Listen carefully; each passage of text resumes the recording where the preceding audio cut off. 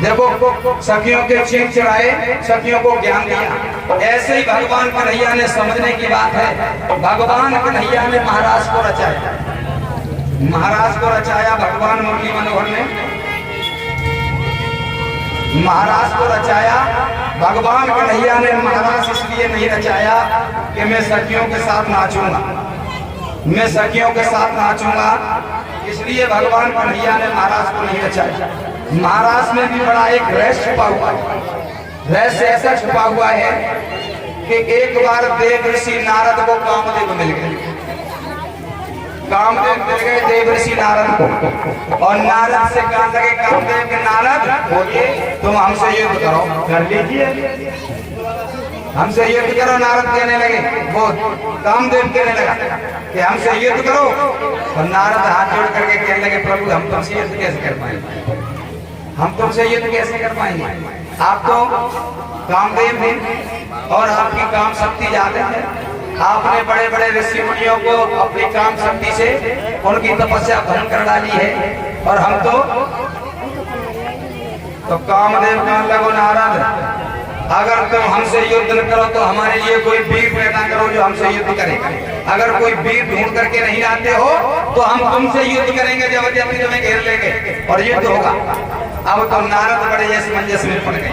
नारद सोच रहे क्या करना चाहिए, कामदेव से हम युद्ध करेंगे तो जीतेंगे नहीं, संसार में मौत खाने के योग नहीं रहेंगे, इसलिए कोई उपाय करें। और नारद दिन प्रतिदिन चिंता में पड़ता है। तो एक दिन उनके दिमाग में विचार आया देव ऋषि नारद के में कि कामदेव का भी घमंड भंग हो जाएगा, और उसने कहा है कि हमारे लिए कोई वीर ढूंढ करके लाओ। तो गोकुल में नंद बाबा के यहाँ साक्षात परमात्मा का अवतार हुआ है, साक्षात परमात्मा का अवतार, तो हम उन्हीं से जाकर के कामदेव का युद्ध कराते हैं। और जाकर के देव ऋषि नारद यमुना मैया के किनारे पहुंचे जहाँ भगवान कन्हैया कन्या चुमा रहे थे, और देव ऋषि नारद को देखा भगवान कन्हैया ने, उसे कहने लगे आइए आइए नारद, आइए नारद, क्या बात है, कुछ संकोच में दिखाई दे रहे हो, कुछ चिंताएं दिख रही हैं, कुछ भय तुम्हें सता रहा है। कहने लगे प्रभु भयबारी तो बात नहीं है, हमें रोटी पानी ना अच्छी लगे। क्यों? बात यह है कि कामदेव हमसे युद्ध करना चाहता है, और ये कहा है कि तुम युद्ध न करो तो हमारे लिए कोई वीर पैदा करो, इसलिए है प्रभु आप ही कामदेव से युद्ध कीजिए, आप ही कीजिए कामदेव से युद्ध और उसके घमंड को दूर कीजिए। तो भगवान कन्हैया कहने लगे बुलाओ कामदेव को। कामदेव को बुलवाया गया, कामदेव बुल करके आया। भगवान कन्हैया कामदेव से कहने लगे बोलो तुम कौन सा युद्ध करना चाहते हो, कौन सा युद्ध करोगे, रण युद्ध करोगे या मल्ल युद्ध करोगे या एकांत युद्ध करोगे या फंक्शन युद्ध करोगे, कौन सा युद्ध करोगे तुम बताओ, तुम्हारी फुल शक्ति। भगवान कन्हैया कहने लगे कामदेव से कि तुम्हारी फुल शक्ति जहाँ काम करती हो वही युद्ध आप हमसे करना, ये मन में मत सोच लेना कि हमारी शक्ति ने काम नहीं किया, तुम्हारी फुल शक्ति वो हमें बताओ, उसके लिए हमें इंतजाम करेंगे। तो कामदेव कहने लगे महाराज हमारी शक्ति दो ही जगह ज्यादा काम करता, कहाँ कि आपका मनुष्य एकांत में बैठा हो, एकांत में बैठा हो और काम वासना की तरफ उसका ध्यान चला जाए तो कामदेव उसे फुल सपा देगा। एकांत में ये आप हमारी शक्ति वहाँ काम करती है जहाँ सुंदर सुंदर स्त्रियां हों, सुंदर सुंदर गहने हों, सुंदर सुंदर आभूषण हों, सुंदर सुंदर श्रृंगार हों, और चांदनी की रात हो, चांद की रात हो, वहाँ हमारी फुल शक्ति काम करती है। कामदेव ने दो जगह बताया। तो भगवान कन्हैया कहने लगे चिंता मत करो, तुम्हारे लिए फुल शक्ति का इंतजाम होगा, सुंदर सुंदर स्त्रियां होंगी, सुंदर सुंदर गहने होंगे, सुंदर आभूषण होंगे, सुंदर श्रृंगार होगा, सुंदर संगीत होगा, और चांदनी की रात होगी। भगवान कन्हैया ने ये वादा कामदेव से तो कर, अब सोचने लगे अब कामदेव से तो हमने वादा कर दिया है, अब हम ये इंतजाम कहाँ से करके लाए, चलो हम महल बनवा लिए सुंदर, रोशनी लगवा दिए चांदनी की सुंदर, पर सुंदर सुंदर स्त्रियां, सुंदर सुंदर गहनों, सुंदर श्रृंगार हम कहाँ से लाएंगे। अगर हम कहेंगे सभी से तो फिर लोग हमें बदनाम कर देंगे, इसलिए मन में भगवान कन्हैया सोचने लगे कि इस युद्ध में राधा के सिवाय हमारी कोई मदद करने वाला नहीं। इस युद्ध में हमारी मदद करने वाली सिर्फ राधा है। राधा चाहेगी तो हम इस युद्ध को जीत जाएंगे। अब भगवान कन्हैया सोचने लगे कि राधा के सिवाय हमारी मदद करने वाला कोई नहीं है। और भगवान कन्हैया राधा के पास पहुंचे। आधी रात में राधा के घर पहुंचे। राधा अपने गांव की नहीं थी, राधा का गांव पड़ोस में था। पड़ोस के गांव की राधा रहने वाली थी। और भगवान कन्हैया आधी रात में राधा के घर पहुंचे। कुंडी खटखटाई, राधा राधा केवाड़ खोलो राधा। राधा कहने लगी कौन हो तुम? अब भगवान कन्हैया धीरे से बोले हम हैं, हम बनमोर बनमोर। राधा के बार बोलो हम बनमोर है बनमोर। राधा कहने लगी बनमोर हो तो बन में जाए कि को हियन का करवे आए। अब भगवान कन्हैया थोड़ी देर चुप रह गए। दूसरे के द्वार में और दूसरे के गांव में अब पड़ोसी ने सुन रही तो चोर चोर कह के रपटाए वो अपनो गांव बड़ी देर में ले। अब भगवान कन्हैया फिर धीरे से कुंडी खटखटाई, राधा राधा कम से कम के बात तो बोलो। जाने लगे तो नहीं, ठंडा के मारे मरे ही जा रहे। जो राधा ने गेट खोला, जो राधा ने गेट खोला, राधा ने भगवान कन्हैया को सामने देखा। राधा कहने लगी तुम इतने घर हमारे घर क्यों आए? अरे किसी ने देख लिया होगा तो क्या कहेगा? किसी ने देख लिया होगा तुम्हें हमारे घर आते हुए तो क्या कहेंगे लोग? तुम्हें इतने घर हमारे घर नहीं आना था। अरे कोई बात नहीं तो हम दिन में यमुना पर मिल लेते। कोई बात नहीं दिन में कह रहे थे हमसे, तुम इतने घर हमारे घर आए हो। भगवान कन्हैया काले का ट्यूशन बाद में पढ़ाई हो, पहले मेरी बात सुनो। ट्यूशन चालू कर दी। अरे कोई देख लेगा तो क्या है? अरे कोई देख लेगा तो क्या है? आप तो आ सकती है राधा, आपका कोई संसार में भोग भोगने के लिए थोड़ी आई है। आप तो आ सकती है, कोई देख लेगा तो क्या है? राधा कहने लगी ये बात तुम जानते हो कि मैं आ सकती हूँ और मैं जानती हूँ कि मैं आ सकती हूँ, पर ये संसार के लोग नहीं जानते कि मैं आ सकती हूँ। संसार के लोग तुम्हें नंद का छोरा और मुझे बृहस्पति की छोरी समझते हैं। ये संसार है, जीप जलाने में जरा देर नहीं लगती, बदनाम कर देंगे ये लोग। तुम्हें हमारे घर नहीं आना था भैया। भगवान कन्हैया कहने लगे ट्यूशन बहुत देर है, कम से कम मेरी बात भाई कहो क्या कहना चाहते हो? कन्हैया कहने लगे कम से कम यही कहें ठंडा के मारे मारे अच्छा बता जाइए, हम तेरे गोड़ दे के देखेंगे कब बातें जाने। अब भगवान कन्हैया राधा के सामने दोनों हाथ जोड़े कहा है बेटी हम आपके पास एक हेल्प के लिए आए। अगर आप चाहोगी तो मैं संसार में मौत खाने के योग्य रह सकता हूँ, वरना मैं संसार में मौत खाने के योग्य नहीं रहूंगा। क्या होगा बताओ? भगवान कन्हैया कहने लगे राधा मैंने कामदेव से ये निश्चय कर लिया है और शरद की पूर्णिमा वाले दिन से ये युद्ध शुरू होगा। तब तक तुम्हें एक काम करना है कि तुम्हारे संग की जितनी सहेलियां हैं, जितनी तुम्हारी सहेलियां हैं, जितनी सहेलियां हैं सबसे कह दो मेला लगेगा मेला लगेगा मेला लगेगा मेला लगेगा। सबसे कहलवा दो और सुंदर सुंदर कपड़ा, सुंदर सुंदर गहने, सुंदर सुंदर आभूषण सब बनवा लो और अम्मा कक्का से लड़े पड़ो, रोटी मत खाओ, जबरदस्ती बनवाई कपड़ा लेता। क्यों कि महाराज होगा, मेला लगेगा, सबको जाना पड़ेगा। तो अब सब भगवान कन्हैया ने राधा को समझा दिया। और एक बात और कही राधा से कि राधा जितनी भी तुम्हारी सहेली होगी वहाँ एक बात याद रखना है, तुम्हें वो चमत्कार दिखाना है, वो चमत्कार दिखाना है कि कोई भी सहेली ये न समझ पाए कि भगवान कन्हैया मेरे पास नहीं है। सब ये समझे कि मैं कन्हैया के पास नाच रही हूँ। और एक बात याद रखना, तुम्हारे सिवाय कोई तुम्हारी सहेली हमारे शरीर से अंगुली न टच कर पाए। अगर किसी सहेली ने तुम्हारे सिवाय किसी दूसरी सहेली शरीर से अंगुली में टच कर दी तो निश्चय में इस युद्ध को हार जाना। इसलिए तुम्हें ये सब कुछ करना है, तुम्हें देखना है। क्यों कि तुम्हारे सिवाय इज्जत बचाने वाला मेरी कोई नहीं। राधा कहने लगी ठीक है अब निकल लो, पड़ोसी सुन ले वो तो बताएगा तुम्हारे कहाँ बच्चा से लाड जी होते थे तो कुछ पता ना छोड़। अब भगवान कन्हैया चले और इधर भगवान कन्हैया ने विश्वकर्मा को आदेश दे दिया कि जाओ यमुना मैया के किनारे एक सुंदर सा महल बनाओ, जिस महल में हम महाराज रचाएंगे। और इतना सुंदर महल होना चाहिए, उस महल में चांदनी की रोशनी फिट होनी चाहिए। चांदनी की रोशनी। अब विश्वकर्मा ने जो महल बनाया होगा खुद अंदाजा लगाए कि वो महल कितना सुंदर होगा, जहाँ पर 3 लोग के नाथ महाराज चाहिए। हम और आप अपने रहने के लिए घर बनवाते हैं, शीशा लगवाते हैं, सिंगमरमर लगवाते हैं, प्रिंट कराते हैं और भी वो सब कुछ कराते हैं, फर्नीचर लगवाते हैं। और उसमें तो जब भगवान कन्हैया 3 लोग के नाथ महाराज चाहेगा वो महल कितना सुंदर होगा, अति सुंदर महल था उसमें। अब इधर यमुना मैया के किनारे महल बन करके तैयार हो गया।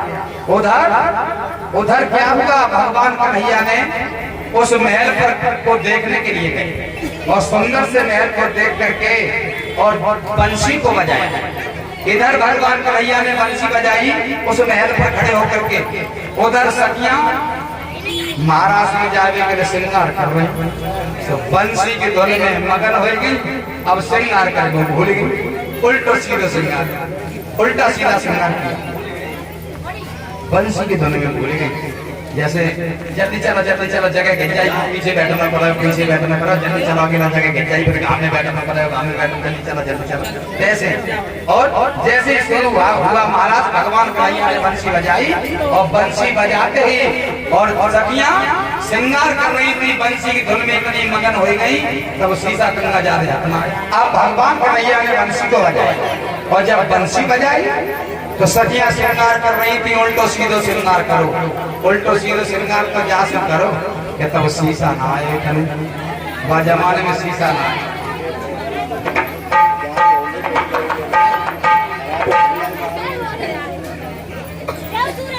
एक से 1 रुपया से हमें सम्मान कर रहे हैं रामनाथ सिंह जी राठौर चक्की वाले। भगवान सुख शांति प्रदान करता रहे, खुशियों का भंडार बढ़ता रहे। मैं तो बच्चा हूँ, बच्चे कभी बुजुर्गों को आशीर्वाद नहीं देते, मतलब बुजुर्गों का आशीर्वाद बच्चे के ऊपर होता है। भगवान सुख शांति प्रदान करता रहे, खुशियों का भंडार बढ़ता रहे।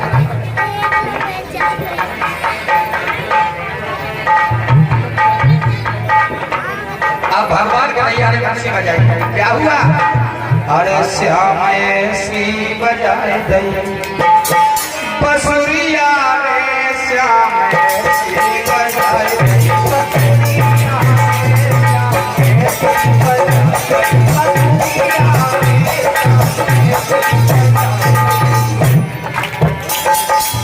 श्रृंगार करना सन्या तो श्रृंगार करे वो भूले, उल्टो सीधो श्रृंगार करो, उल्टो सीधो।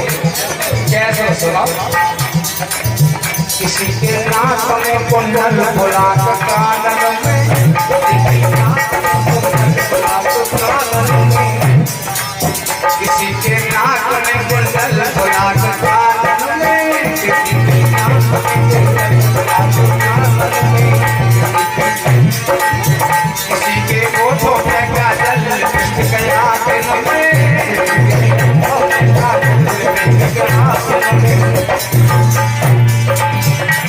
थोड़ी पे लगाई लड़की बोलिया रे, श्याम ऐसी बजाए दई बसुरिया रे, श्याम ऐसी बजाए दई बसुरिया रे, श्याम ऐसी बजाए दई बसुरिया रे, श्याम ऐसी बजाए दई। कैसा श्रृंगार कर रही है, किसी ने पायल की पायल लपेटी हाथ में, किसी ने हाथ के खड़का पहले पावन में,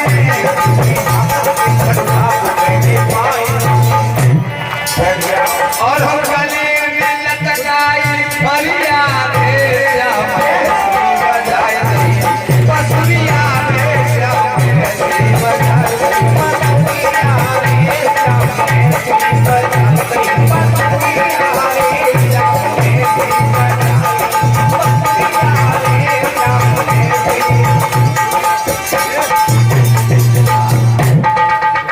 बंसी की धुन सुन के सब सखियां चली, उल्टो सीधे श्रृंगार कर सामने बैठे सोचबाल और उन्हें देना होश हुआ है कि आगे हम सब लाल करें फिर रही हैं और कोट सब कारे के बच्चों उसी से ये लेना है। झट फट में जो कुछ हाथ पड़े को जैसे कुछ कोट होते हैं तो कोट लो, तब शीशा ना आए थे। और आज के जमाने में तो शीशा में देख देख के वो टकारे करे जाते फिर को देख लेता है, ऐसे करके पानी खान के देख लेता है।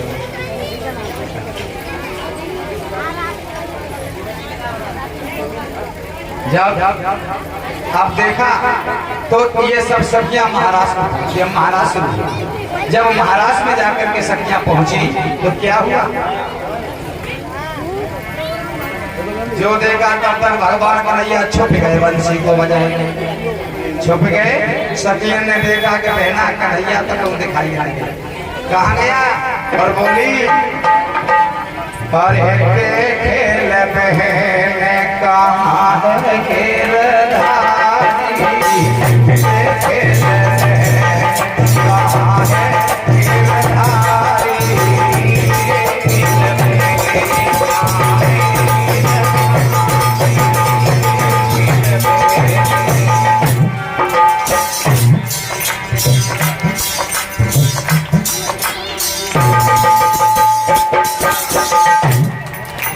और ये हमारे पूर्व परिचय महाराज जी की धर्मपत्नी है।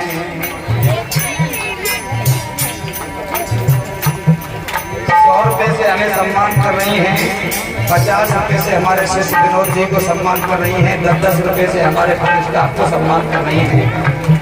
भगवान सुख शांति प्रदान करता रहे, खुशियों का भंडार।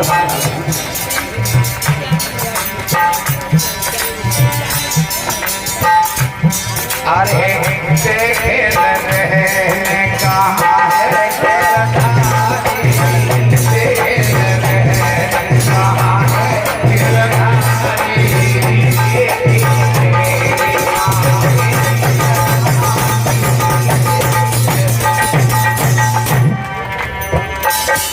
अरे देख लगे कहाँ गिरधारी, ब्रजनंदन मन भारी पहना ब्रजनंदन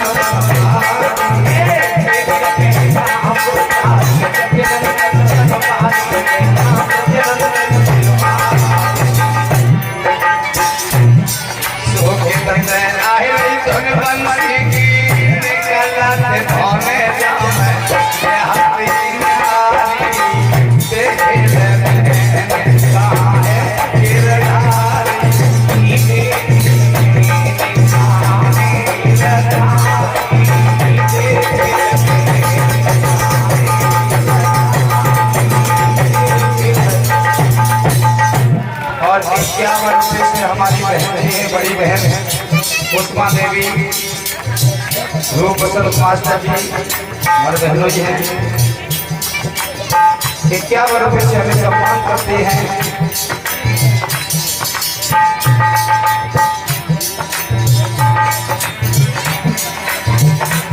अरे खेल रहे कहाँ है गिरधारी, खेल रहे कहाँ है गिरधारी।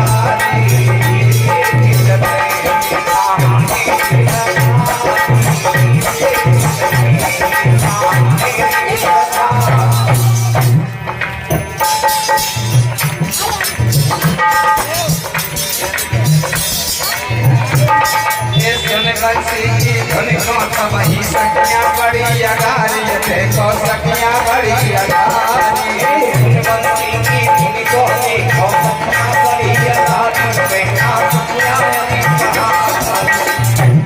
सोमत मुरलिया श्याम बजावे, गलत जात बहना जावे हमारी।